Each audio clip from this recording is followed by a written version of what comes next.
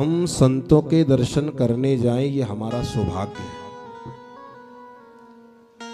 हम यहाँ आए हैं और हमें पता चलता है कि वहां पर कोई संत विराजमान है, हम उनके दर्शन करने जाएं, ये हमारा सौभाग्य है। लेकिन कोई संत हमें यहीं दर्शन देने आ जाए, ये हमारा परम सौभाग्य।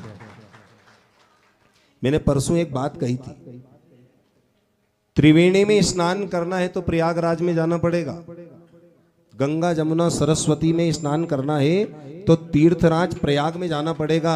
लेकिन आप घर बैठे भक्ति, ज्ञान और वैराग्य की त्रिवेणी में स्नान करना चाहते हैं तो ऐसे परम संत के चरण पकड़ लीजिए, आपको घर बैठे त्रिवेणी में स्नान करा सकते हैं। सद्गुरु भगवान की जय। जब भी संत दर्शन करने जाए,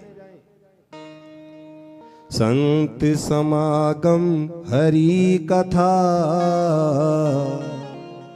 तुलसी दुर्लभ दोय। एक तो आपके भाग्य की मैं कैसे सराहना करूं, अरे आपको दोनों चीजें यहां प्राप्त हो रही है, संत समागम हरि कथा, तुलसी दुर्लभ दोय। लक्ष्मी और सुत दारा तो पापी के भी हो। सच कह रहा हूं, व्यास मंच से कह रहा हूं, इन गुरुदेव का चित्र मैंने भी एक बार मीडिया पर देखा था।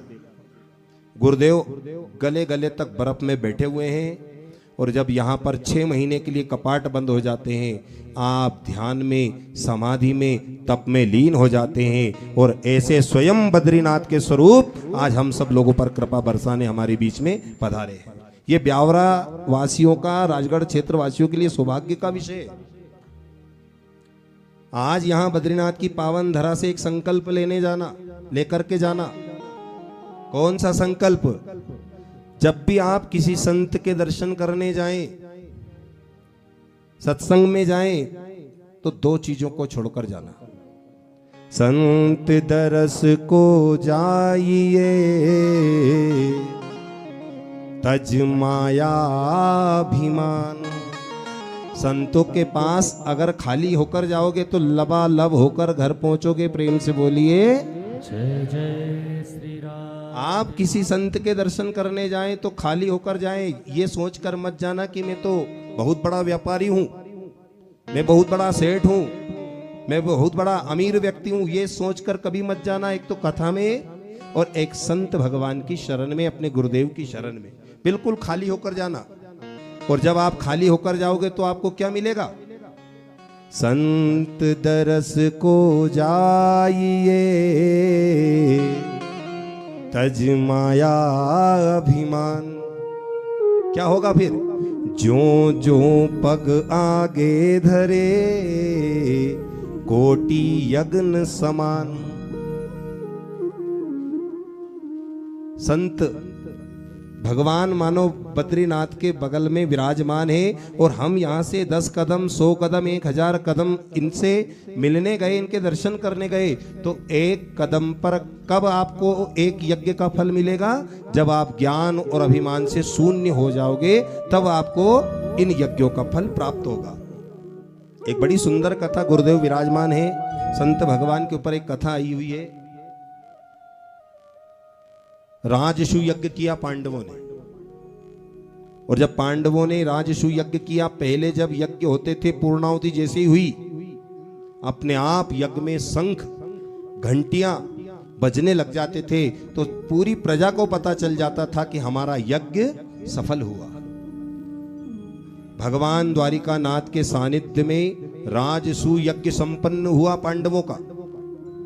और जब पांडवों का यज्ञ संपन्न हुआ, पूर्णाहुति हो गई, लेकिन ना तो घंटियां बजी ना शंख बजे, तो 5 पांडव चिंतित हो गए, हमारे इस यज्ञ में कोई भूखा रह गया, किसी संत का सम्मान नहीं हो पाया, इसलिए ना तो यज्ञ में घंटियां बजी ना शंख बजे।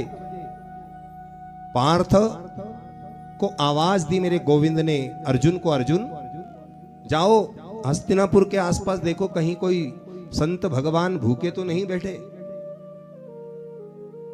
क्योंकि अगर कोई संत भूखे बैठे होंगे और वो जब तक प्रसादी नहीं ग्रहण करेंगे तुम्हारा यज्ञ सफल नहीं हो सकता। अर्जुन रथ में बैठकर गए संत भगवान की खोज में, कहीं कोई भूखे तो नहीं, लेकिन जैसे ही बाहर पहुंचे, हस्तिनापुर के बाहर निकले, तो क्या देखा, एक वृक्ष के नीचे एक संत समाधि लगाए बैठे हुए हैं और निश्चित वो भूखे बैठे थे। अर्जुन समझ गए यही संत भगवान हैं जिन्होंने प्रसादी नहीं ली। जब तक ये प्रसादी नहीं लेंगे तब तक यज्ञ सफल नहीं होगा। अनुनय विनय किया, हे गुरुदेव हमारे भ्राताश्री ने राजसू यज्ञ किया है और आप जब तक प्रसादी नहीं लेंगे तब तक यज्ञ हमारा संपन्न नहीं होगा। संत ने एक गजब की बात कही, अर्जुन मैं तुम्हारे साथ चलने के लिए तैयार हूं, लेकिन मेरी एक शर्त है। मेरी शर्त यह है कि जो मुझे 1000 यज्ञ का फल मेरे चरणों में समर्पित करेगा उसी के संग में यज्ञ में भोजन करने चलूंगा। बिना 1000 यज्ञ के फल दिए मैं नहीं जा सकता। अर्जुन ने कहा गुरुदेव गजब करते हो, अरे हमारा अभी एक यज्ञ ही सफल नहीं हुआ और आपको 1000 यज्ञों का फल मैं कहां से दे दूं? तो अर्जुन लौट जाओ, मैं तुम्हारे साथ नहीं जा सकता। अर्जुन उदास लौट आए। भगवान कृष्ण खड़े हैं, चारों भाई खड़े हैं, द्रौपदी खड़ी है। पूरी घटना सुना दी प्रभु। वहां एक भूखे संत बैठे, वो कह रहे हैं 1000 यज्ञों का फल जो देगा उसी के संग चलूंगा।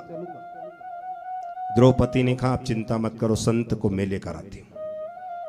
अर्जुन ने कहा देवी रथ तैयार है, जल्दी बैठो। द्रौपदी ने कहा पैदल जाऊंगी, रथ में बैठकर नहीं जाऊंगी।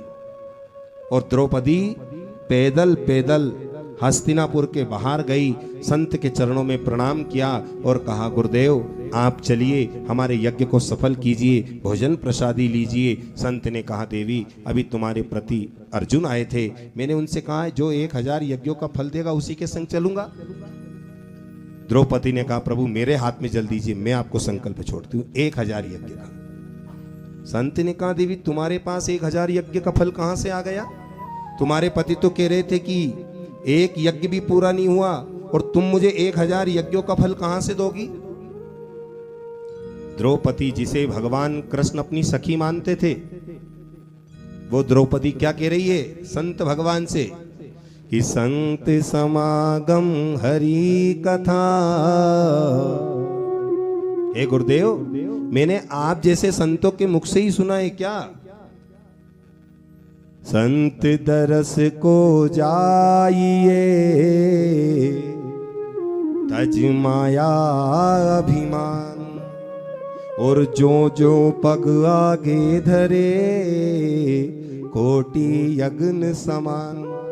हे गुरुदेव मैं अपने महल से कम 2-5 हजार कदम पैदल पैदल चल के आपके पास आई हूँ। अपना ज्ञान भी मैंने खूंटी पर टांग दिया, अपना अभिमान और माया भी मैंने खूंटी पर टांग दी, और मैंने आपसे ही सुना था गुरुदेव एक कदम पर एक यज्ञ का फल मिलता है। मेरे पास तो 5000 यज्ञों का फल मेरे पास है, मुझे तो 1000 यज्ञ का फल देना है। तो गुरुदेव प्रसन्न हो गए और द्रौपदी के संग जैसे ही यज्ञ में पहुंचे, जैसे ही भोजन प्रसादी ग्रहण की, अपने आप शंख बजने लगे, अपने आप घंटियां बजने लगी। बोलो संत भगवान की।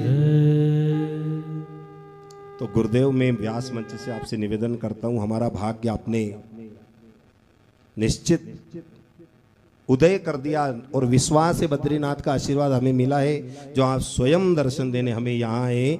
आप सब भक्तों पर अपना आशीर्वाद बनाए रखें।